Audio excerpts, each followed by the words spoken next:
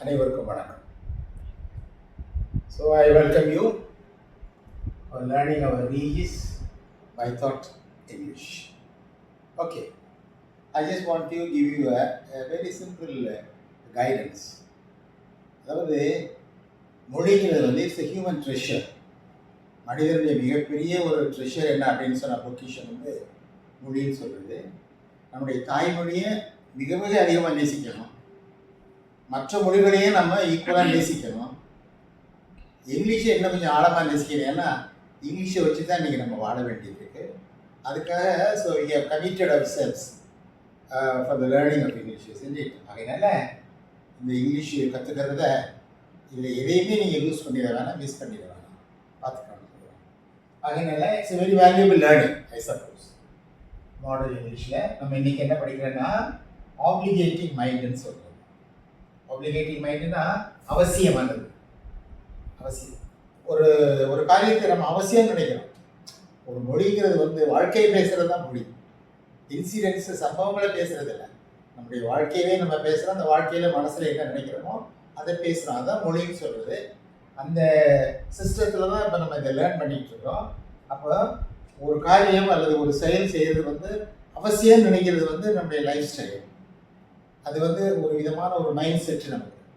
அப்போது அவசியம் இதை தமிழில் சொல்லும் போது வெவ்வேறு வார்த்தைகளில், ஏன்னா கட்டாயம் செஞ்சாகணும், செஞ்சே ஆகணும், அப்படிலாம் வெவ்வேறு எக்ஸ்ப்ரெஷன்ஸில் அதை நம்ம வந்து வெளிப்படுத்துவோம்.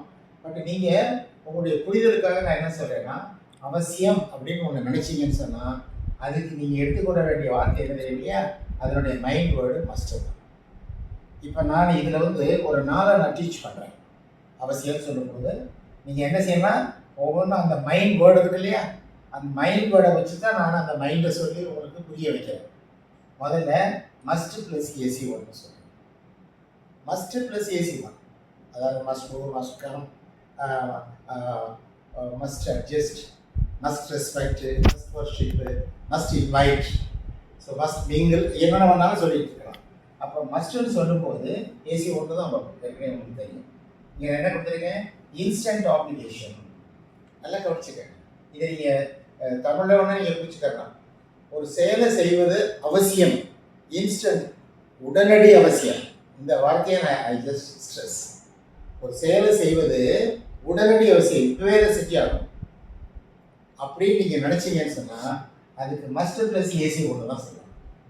இப்போ நான் நினைக்கிறேன், நான் இப்போ உடனே நான் வெளியே போயாகணும் அப்படின்னு சொல்கிறேன். அப்போ ஐ மஸ்ட் கோ. இப்போ நீங்கள் மஸ்டை நான் கற்றுக்கிட்டேங்கிறது பெருசு இல்லை, அந்த மஸ்டருடைய வைப்ரேஷன் தான், அதனுடைய டிஜிட்டல் வைப்ரேஷன் என்ன சொன்னால் மஸ்ட்டுங்கிறது வந்து இன்ஸ்டன்ட் அப்ளிகேஷன்ஸ், உடனடி அவசியம் அப்படின்னு சொன்னால் ஐ மஸ்ட். இப்போ நான் காஃபி சாப்பிட்றேன், ஐ மஸ்ட் டேக் காஃபி. இப்போ நான் ரெஸ்ட் எடுக்கணும், ஓய்வு எடுக்கணும், ஐ மஸ்ட் டேக் ரெஸ்ட். அவர் கட்டாயம் இன்னைக்கு ஒன்று நான் மீட் பண்ணி ஆகும் கட்டாயம், so I must meet you. நான் அதை பற்றி டிஸ்கஸ் பண்ணி ஆகும், ஐ மஸ்ட் டிஸ்கஸ். இதே மாதிரி உடனடி அவசியத்துக்கு மஸ்ட் சொல்லணும், உடனடி அவசியம் தான் சொல்லணும். அதே சமயத்தில் இன்னொரு விதமான அவசியம் இருக்குது. அது என்ன தெரியுமையா, இந்த இருக்குது habitual. Have to, has to plus AC ஒன்று போட்டால் ஹேபிச்சுவல் ஆப்ளிகேஷன் சொல்கிறது. சில செயல்களை வந்து வழக்கமாக செய்ய வேண்டிய அவசியம், அதுக்கு வந்து ஹேவ் டு அல்லது ஈஷீட்டுக்கு ஹேஸ் டு, ஐவி விதைக்கு ஹேவ் டு, ஏற்கனவே கிராமரில் படிச்சிருக்கோம் இல்லையா. அப்போ பெரும்பாலும் எல்லாரும் வந்து எதுக்கெடுத்தாலும் I have to, I have to, I have டுன்னு சொல்லுவாங்க. இன்னும் அதனால தான் நான் சொன்னேன் பை தாட். அது வந்து பை ஹார்ட், ஏன்னா மற்றவங்க அப்படி பேசுறதுனால நம்மளும் அதை உள்வாங்கி பேசுகிறோம் இல்லையா. It's not imbibing or mere copy. அதனால வழக்கமாக ஒரு காரியத்தை நீங்கள் அவசியமாக செஞ்சாகணும் அப்படின்னு சொன்னால் அவசியம். அப்போ தான் அந்த have to has to use பண்ணணும்.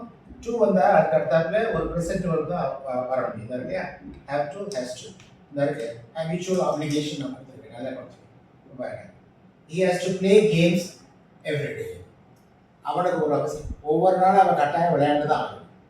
இதை போய் நம்ம மஸ்ட் ரிலீஸ் பண்ணக்கூடாது. மஸ்ட்னா இன்ஸ்டன்ட் ஆப்ளிகேஷன், இப்போ வேண்டிய அவசியம்.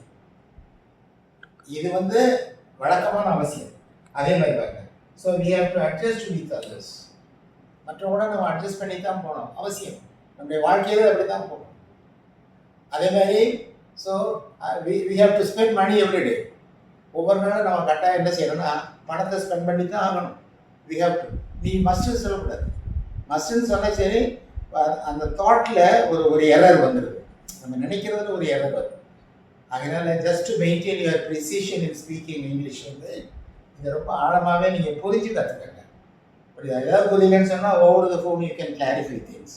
நாளைக்கு எக்ஸ்ப்ளனேஷன்ஸ் கொடுப்பேன். Very good. அதனால we have to adjust with weekly. வேணா நீங்கள் டைம் சொல்லலாம், யூஸ்வலி அல்லது எவ்ரிடே, ஆல் த டைம்ஸ். அதுக்கு நீங்கள் வார்த்தையை போட்டிங்கன்னா அது வந்து கிளியராக இருக்கும். இப்போ இட்ஸ் கிளியர். ஹேட் டுங்கிறது என்ன தெரியும் இல்லையா? இதுக்கு முன்னால் நம்ம ஒரு காரியத்தை செய்ய வேண்டிய அவசியம் இருக்குது. இதுக்கு முந்தி ஏற்கனவே முந்தினா இந்த சொல்கிறதுக்கு முந்தின தான் பாஸ்ட்னு சொல்லியிருக்கிறேன். அப்போது நேற்று வந்து நான் வந்து ஒரு ஷாப்பிங் போக வேண்டிய அவசியம் இருந்தது நேற்று. ஸோ ஐ ஹேட் டு இல்லையா, I had to go for the shopping yesterday. அதே மாதிரி அவங்க வந்து தே ஹேட் அந்த கேம்ஸை வந்து அந்த குறிப்பிட்ட டயத்துக்கு முன்னாலே முடிக்க வேண்டியிருந்தது sir. So they had to finish the games in time. அதே மாதிரி பரீட்சைக்காக நான் படிக்க வேண்டியிருந்துச்சு நேற்று 11 o'clock வரைக்கும். So I had to study for my எக்ஸாமினேஷனை till 11 o'clock ஸ்டடி. இப்போ நான் என்ன செய்திருக்கேன்?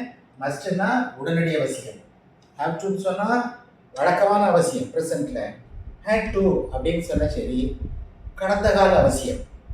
இதெல்லாம் நீங்கள் இதுக்கு முன்னால் நம்ம அதை கேள்விப்பட்டிருக்கிறோம், ஆனால் அதை எப்படி யூஸ் பண்ணுறோன்னு தெரியாமல் இருந்திருக்கலாம். அல்லது அது வேணாம், அது என்ன செய்யலாம்னா ஒரு மாதிரி ஒரு சைட்லைன் பண்ணிட்டு போகலாம், அது தேவையில்லை விட்டுருவோன்னு சொல்லி. அப்படி இல்லை, நம்ம எந்த ஒரு காரியத்தை செஞ்சாலும் அதை வந்து ஒரு கரெக்டாக ஒரு முழுமையாக அந்த ஒரு டிசிப்ளினோட செஞ்சு பழகுமே. Even in speaking also. புரியுதா? அதுக்கப்புறம் shall have to will have to பண்ணுறது. எதுக்கு ஷெல் ஹேவ் டுங்கிறது உங்களுக்கு தெரியும். ஐவிக்கு shall have to, will have to. Sir மீது யாரும் யூஸ் பண்ணுறது. இப்போ நாளைக்கு நான் சென்னைக்கு போக வேண்டியிருக்கு, அவசியம் போக வேண்டியிருக்கு, அவசியம் தான். அப்போ I shall have to go to Chennai tomorrow.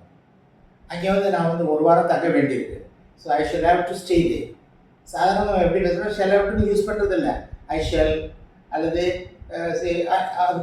வேறு ஏதாவது நம்ம ஒரு இரலவெண்ட்டாக ஏதாவது வார்த்தையை பயன்படுத்துகிறோம், இரலவெண்ட்டாக ஏதாவது ஒரு கிராமர் கீயை நம்ம பயன்படுத்துகிறோம். இல்லை, அந்த அவசியங்கிற அந்த மனதை ரெஃப்ளெக்ட் பண்ணணும் அப்படின்னு சொன்னால் சரி shall have to. I shall have to stay over there for 1 week. அதுக்கப்புறம் நான் ஃப்ளைட்டில் தான் வர வேண்டியது இருக்கும். So I shall have to come back by flight. அப்போ நீ எனக்காக அது வரைக்கும் இங்கே வெயிட் பண்ண வேண்டியது இருக்கும் எதிர்காலத்தில். So you will have to wait for me until I come. சொல்கிறது புரியுதா? இன்றைக்கி நம்ம என்ன படிச்சிருக்கிறோம்? Digital application with digitals. அவசியம் மனதில் அஃபர்மேட்டிவ் உடனடி அவசியத்துக்கு நான் எப்பொழுதுமே சொல்லிக் கொடுத்ததுக்கப்புறம் அதை கொஞ்சம் ரிகேப்சுலேட் பண்ணுறேன். 1 2 தடவை அல்லது 3 தடவை நான் அதை ரிப்பீட் பண்ணுறேன் இல்லையா? அதனால you don't miss anything. Must plus AC ஒன்றுனா உடனடி அவசியம். Have to has to plus AC ஒன்றுன்னு சொன்னால் வழக்கமான அவசியம். ஹேவ் டு ப்ளஸ் ஏசி ஒன்றுன்னு சொன்னால் கடந்த கால அவசியம். Shell have to will have to plus AC ஒன்றுன்னு சொன்னால் சரி எதிர்கால அவசியம். அப்போ இதை அவசியத்தினுடைய அஃபர்மேட்டிவ் படிச்சோம் இல்லையா? அடுத்தாப்புல நான் வந்து இதனுடைய நெகட்டிவை எப்படி பேஸ் பண்ணுறது அப்படிங்கிறத நெகட்டிவ் மாத்திரம் இல்லை, இதில் வந்து நிறைய டிஜிட்டல்ஸ்ன்னு சொல்லும் போது அதில் ஒரு கண்டினியூட்டி இல்லாமல் இருக்கலாம், உதவியாக இருக்கலாம், ஒவ்வொன்றும் வெவ்வேறு மைண்டில் இருக்கலாம். But you must be very keen on observing this and learning it properly. So we shall go to the next lesson.